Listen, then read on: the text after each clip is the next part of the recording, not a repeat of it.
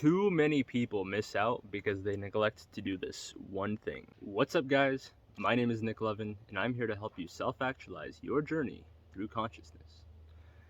This is actually something I've been wanting to do for a while now, but subconsciously and even consciously, I've been kind of putting it off, afraid of what other people might think. But last night, I had a dream, a really cool dream, where I actually did do my first video, and I felt really good about it. I woke up and decided to take action, so here we are. And if you could, do me a huge favor, go ahead and like, comment, share it with your friends, spread some love. I would really appreciate it. But that being said, in this video, we're going to discuss why you shouldn't dismiss your dreams.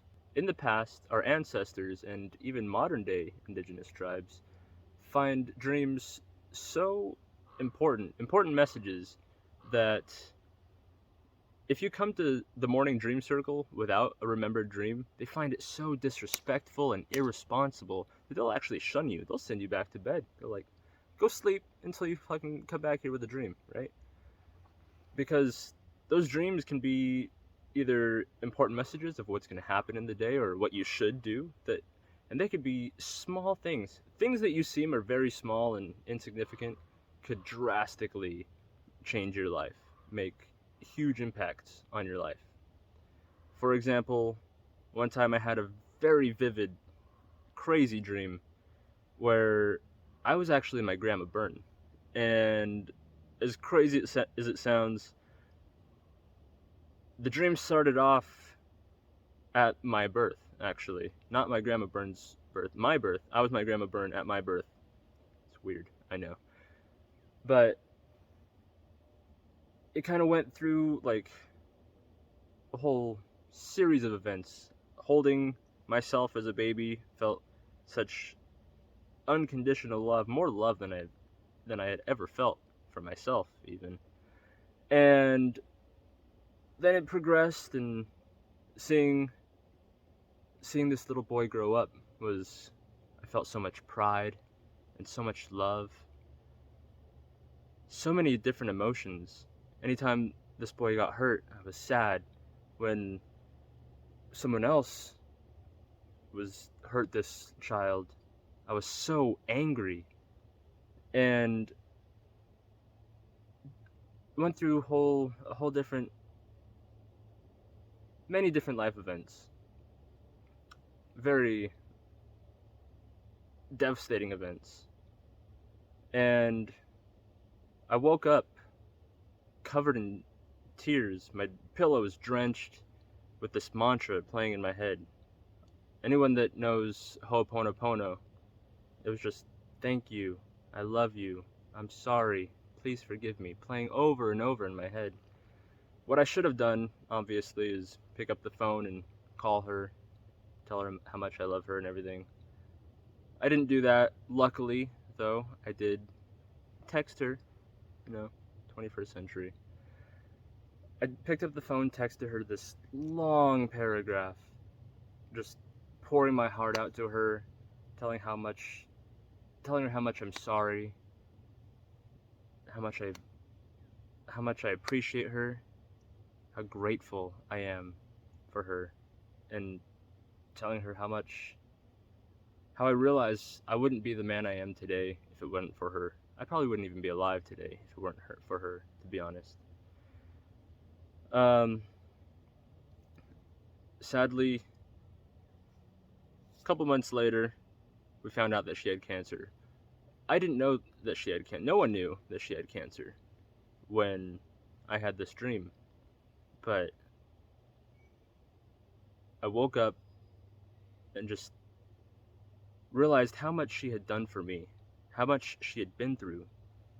And despite how much she had been through, losing her whole family, her husband, all three of her sons,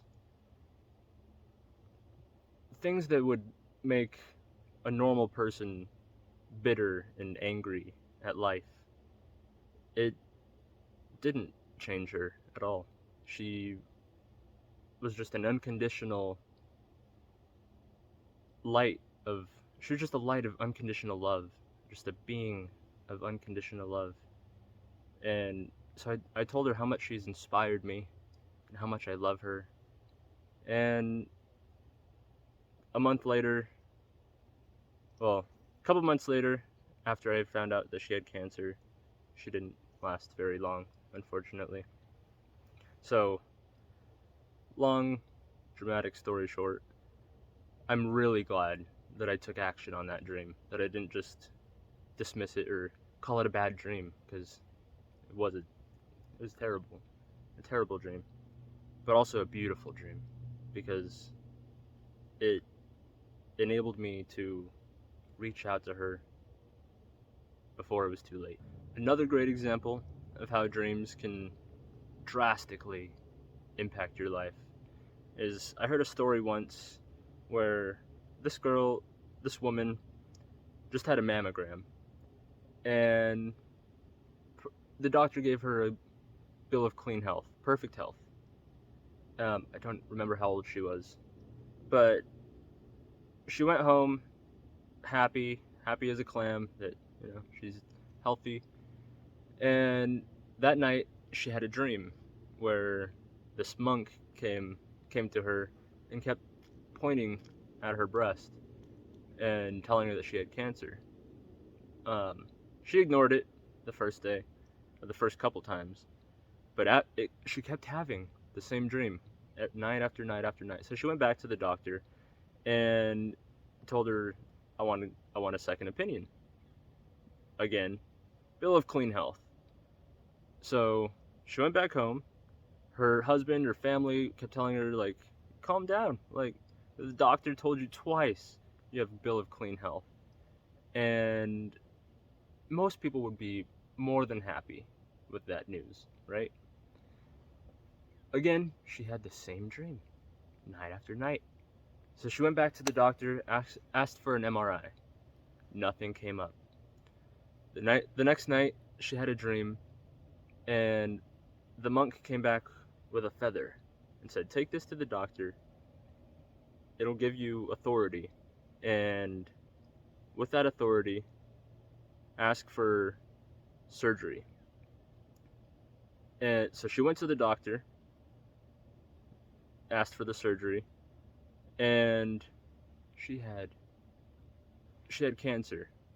She had type 3 cancer, stage 3 cancer. How did they miss that? No one knows, but her mind knew, her body knew, and her subconscious was trying to tell her, to give her a message, to save her own life. There's another story I heard about a woman who had a brain tumor, stage 4 brain cancer. Doctors gave her 3 months to live. One night she had a dream where there's a voice telling her over and over, just smile. Smile big, smile bright. She woke up the next day wondering, I have 3 months to live. Why should I be smiling? Nonetheless, luckily, she went about her days, smiling, having fun, enjoying life, smelling the roses, looking at the stars, watching the sun rise and set. 6 months later, cancer was in complete remission. It's like it had just fallen out. Doctors are clueless. It's a miracle, really.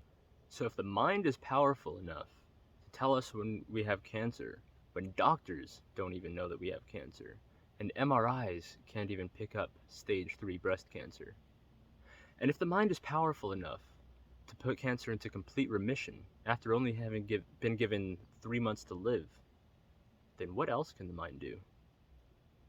That's exactly what we'll be talking about here on Transcendence. So you can do us both a huge favor. Hit the subscribe button, make sure to hit that bell notification, that way you never miss out on this life-changing information.